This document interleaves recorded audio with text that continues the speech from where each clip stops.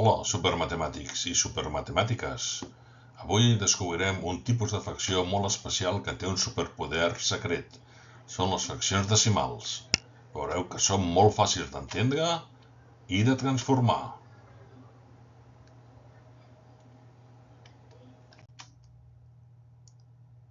Una fracció decimal és una fracció on el número de baix, el denominador, sempre és una potència de 10, és a dir, la unitat seguida de zeros.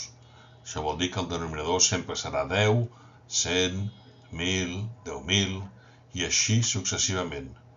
Això les fa molt especials. Aquí en tenim 3 exemples.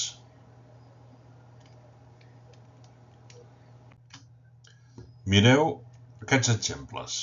7 partit per 10. 34 partit per 100. 125 partit per 1000. Tots tenen un 10, un 100 o un 1000 a baix i es llegeix segons el número de baix. 7 dècimes, 34 centèsimes, 125 mil·lèsimes.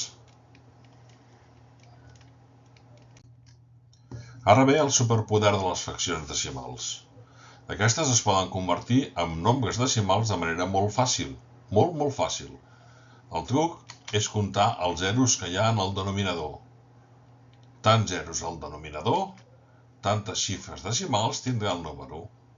7 desens, el 10, té un sol 0, el decimal tindrà un sol decimal. Practiquem aquesta transformació. Si tenim 7 dècims, 7 partit per 10, com que el 10 té un 0, el nostre número decimal tindrà la mateixa xifra amb un decimal. Si tenim, per exemple, 25 partit entre 100, com que el 100 té 2 zeros, el número decimal tindrà dues xifres decimals, una, dues.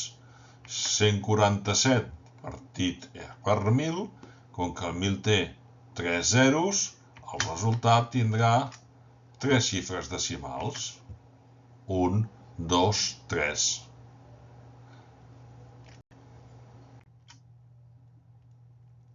Ara que ja coneixes els superpoders de les fraccions decimals, t'atreveixes amb aquest repte?